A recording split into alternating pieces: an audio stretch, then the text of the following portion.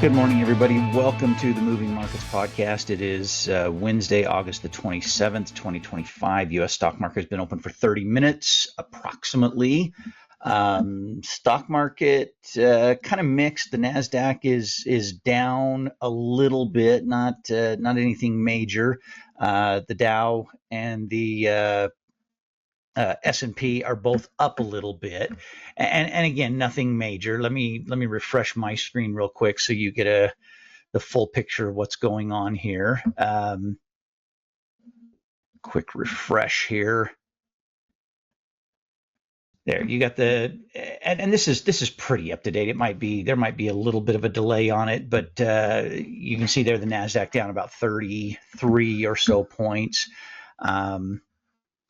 Dow up 88, S&P up 162. I'd say that's really flat on the S&P. Not a lot going on today because everyone is just kind of sitting back and waiting and watching for what is going to happen with Nvidia when the market closes today. You've got Nvidia pulling back just a tiny bit today, almost 1% down down $1.57. Palantir down about $1.87. AMD down 50-60 cents. A lot of these tech stocks, and especially some of those that are sort of closely tied to Nvidia or in the same space as Nvidia, are just kind of pulling back a little bit. I would call it consolidating more than anything else, in anticipation for what Nvidia is going to say. A lot of people think Nvidia's numbers are going to be good, but the question is, are they going to be good enough? They're probably going to beat analyst expectations. They're probably going to post, record-breaking numbers for revenue, for profit. It's probably going to be some really good stuff, but will it be enough? This is what's in focus as much or more than anything else, and you can see it in this headline right here. The high expectation. Nvidia faces Wall Street's high expectations. That's really what this is ultimately all about. Is how they're going to match up to what those expectations are. So we'll see what happens.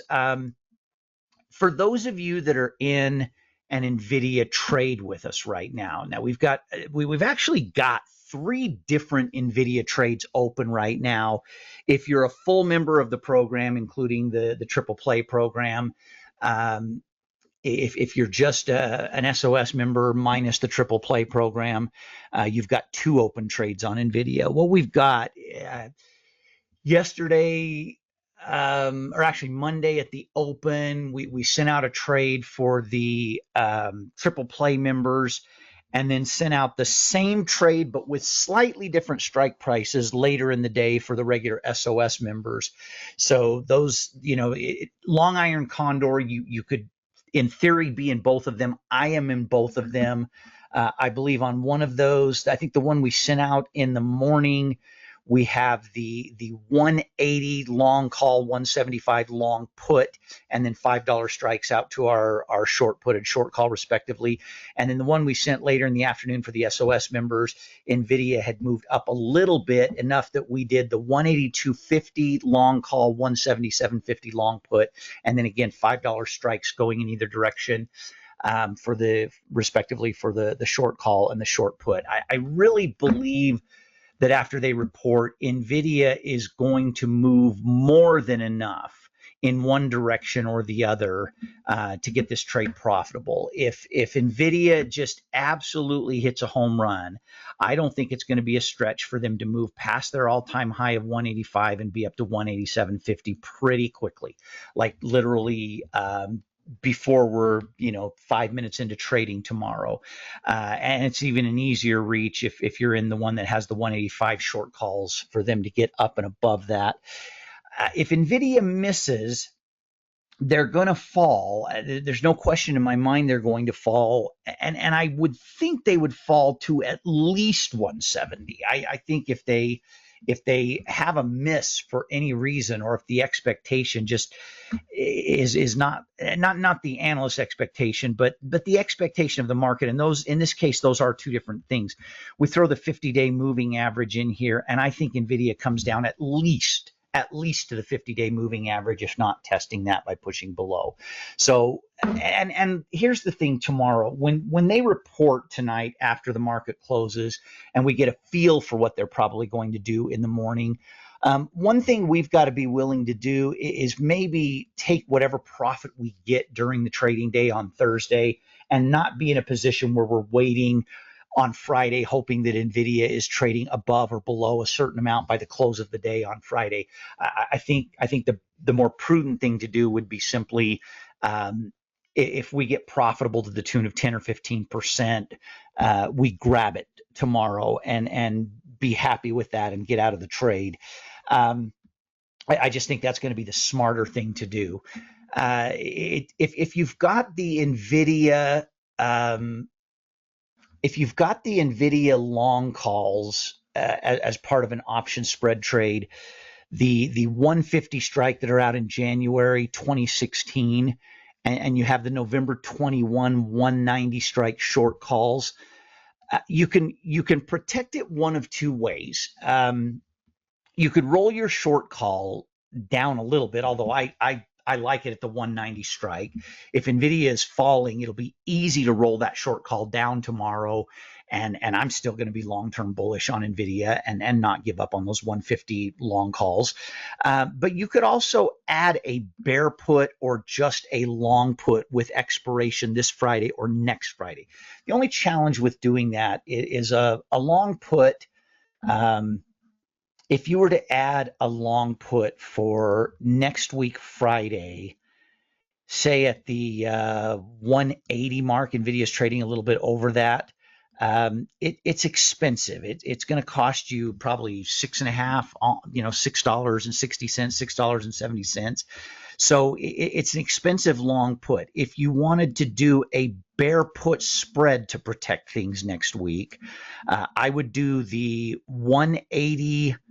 If it were me, I would do the 180 long put, and I'd probably go right down to that 170 short put. That's still going to cost you about $3.50, $3.75 maybe. But I don't think that's a high price to pay, considering you want to protect your position. And I don't think Nvidia is going to fall a lot below 170 if they miss. I think they will go down to 170, maybe even to 165. But you would protect the majority of that along with the short call you have. This is for those people that have the January 150 strike long calls. And right now you should have the November 190. You've got the 190 short calls for expiration in the month of November. I believe that expiration date is November 21st. A combination of what these short calls will lose in value, because that's profit in your account, along with a 180, 170 bear put spread, would give you more than enough protection. I believe this would be September 5th would be the expiration for these next week Friday, not this coming Friday. I think that would give you more than enough protection between the two of those. So this is already in place. If you added this, you would do it for about $3.68, and I don't think that would be an unwise thing to do. But I think you could just kind of let it go and maybe do something right after the report if Nvidia is slipping with the roll down of that short call, and then maybe even moving the short call into a nearer term expiration date prior to the, so that you can cash in and then write a new short call again. So a couple of things you could do. I'm not going to send out an adjustment because honestly, I'm leaving my bull call calendar in place as it is. And if Nvidia falls, I have two different long iron condors that would both become profitable, that would kind of offset whatever loss I have in that other one. So that's the way I'm looking at it, and I'm going to be good right there. Two other things of note. Meta has been down a little bit today. They're not down as far now as they were earlier. We really would love to see Meta finish above 750 in the next couple of days. Right now they're at 749.84. They've been down as low I think their lowest point of the day today, they were down, let me see, 746.61. So we definitely want to see them stay on the high side. This is not a normal thing for Meta to have your 5 and 20 day moving average, your RSI, and your MACD, all three running just. I mean, the MACD is down a little bit, but those two lines are just running parallel. It's not a common thing for Meta to do something like this. I think if we took a look right now with Meta at Bollinger Bands on here, I think you're going to see, yeah, it's a major pinching of those Bollinger Bands. And that is generally an indication that you're ready for a breakout in one direction or the other. So we'll see. We got to watch Meta closely, and I'm not going to wait until Friday and be in a position like some of us were with Netflix last week, waiting to see if we finish above or below a certain point. If we're not well above 750 tomorrow, because I think Meta will move with everything else on a positive Nvidia earnings report. If we don't see that happening, tomorrow we'll roll Meta out or adjust it accordingly. So that's where we find ourselves on a Wednesday. That's all I have for today. I spoke in some detail about this situation yesterday. Lisa Cook is going to lose this. That Lisa Cook is going to be fired. She's not going to be able to save her seat. She is underqualified. She should have never been put in that position.